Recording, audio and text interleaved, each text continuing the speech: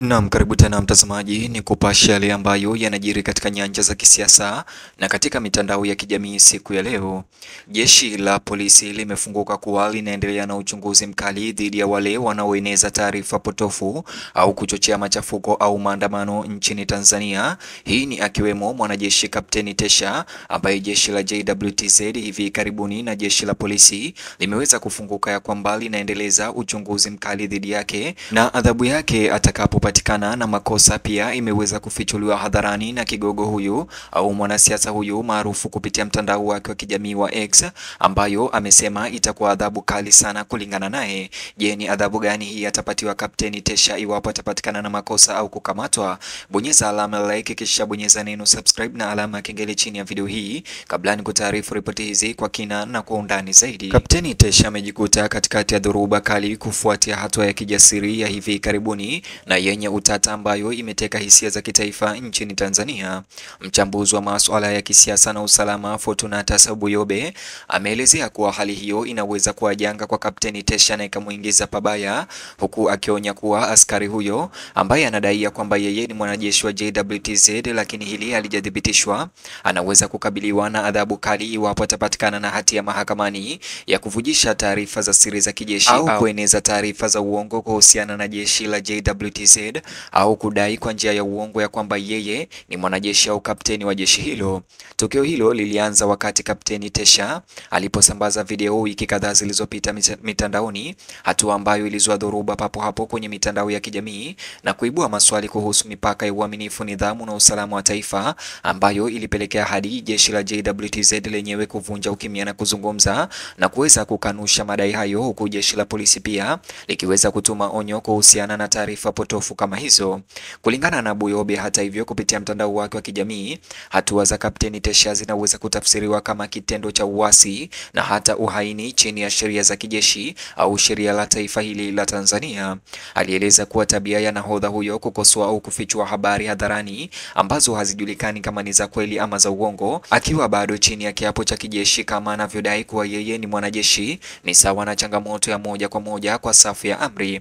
Katika uchambuzi wake, Buyobe kupitia mtandao wake wa kijamii alibainisha kuwa Kapteni Tesha anafanya kazi kwa mujibu wa kanuni kali za utii kwa amiri jeshi mkuu na mkuu wa majeshi kama ni kweli yeye ni mwanajeshi, hivyo kufanya matamshi yake hadharani kuwa ni uvunjaji mkubwa wa itifaki na wajibu wake. Mchambuzi huyo alisisitiza zaidi kwamba uamuzi wa Kapteni Tesha haukuonekana kuwa wa msukumo bali ni kitendo cha mahesabu. Alisema nahodha huyo alionekana kupima madhara yanayoweza kutokea kabla ya kuchukua hatua na kupendekeza kukaidi mamlaka kwa makusudi na hata kueneza taarifa za uongo ya kwamba yeye ni mwanajeshi ila hali jeshi hilo alimtambui. Hili kulingana na Buyobe linainua tukio hili zaidi ya utovu wa nidhamu katika eneo la kutotii kwa kukusudia, mashtaka makubwa katika sheria za kijeshi ambayo yanaweza kuvutia adhabu za kubadilisha maisha. Buyobe aliendelea kudokeza kuwa huenda Kapteni Tesha hakufanya hivyo peke yake na huenda hili liliweza kusukumwa na kisiasa nyuma ya pazia. Alipendekeza kuwa kunaweza kuwa na watu wengine au mitandao inayohusika nyuma ya pazia kusaidia kuratibu au kuhimiza ukaidi wake. Kwa maoni yake Buyobe, ukubwa na muda wa vitendo vya Kapteni Tesha ulidokeza ajenda pana ambayo inaweza kuwa na mielekeo ya kisiasa. Mtazamo huu umechochea uvumi ndani ya duru za usalama kwamba tukio hilo linaweza kuwa na athari zaidi. Katika kulinganisha mabishano yanayomzunguka Kapteni Tesha ndani ya miezi kadhaa au wiki kadhaa zilizopita na kesi za awali za kisiasa, Buyobe alionyesha utofauti mkubwa. Alisema ingawa mabishano ya awali kama vile yale ya viongozi wa upinzani kama Tundu Lissu yalifunguliwa mashtaka ya kisiasa, kesi ya Kapteni Tesha iwapo ataweza kupatikana inagusa msingi wa muundo wa ulinzi wa Tanzania.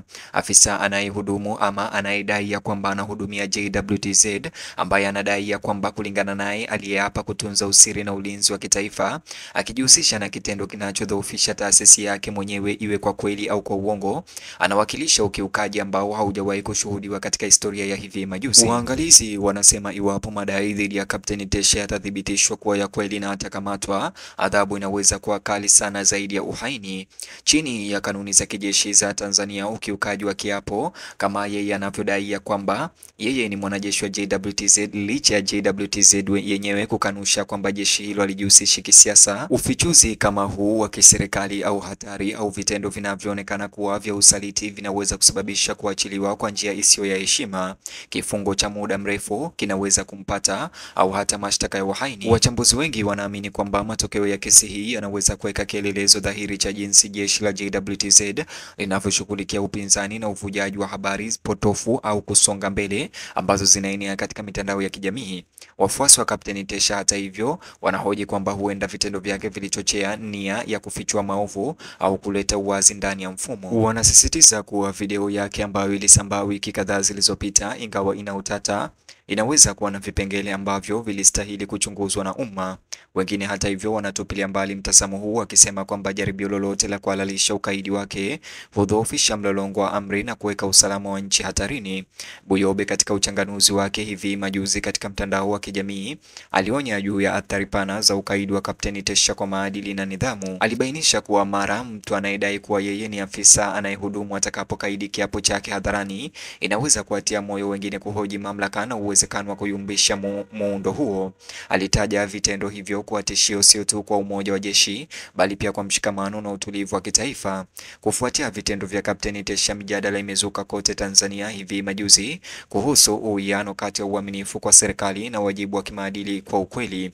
Baadhi ya wafafanuzi wamependekeza kwamba ikiwa hoja za Kapteni Tesha zingekuwa halali, kungekuwa na mbinu za ndani za kuzishughulikia, lakini jeshi la JWTZ liliweza kuvunja ukimya haraka na kusema ya kwamba taarifa hizo ni potofu.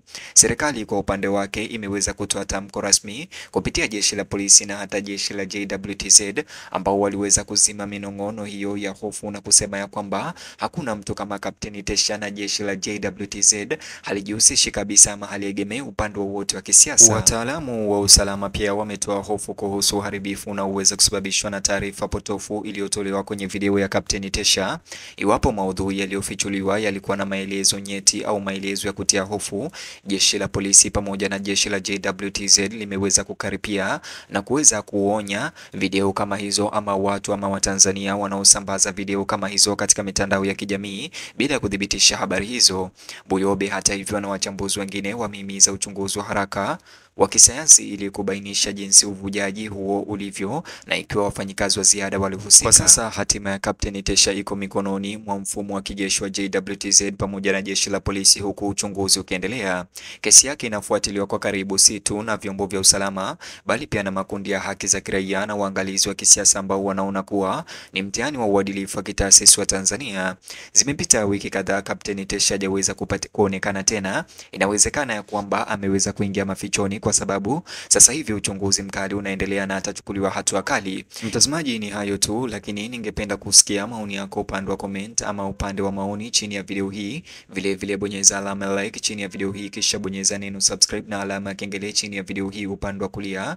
Vile ni bonyeza kiboksi hicho kwenye screen yako. Ukifanya hivyo kitakuelekeza katika video ama taarifa zetu mpya zinazojiri na kutrend sasa hivi.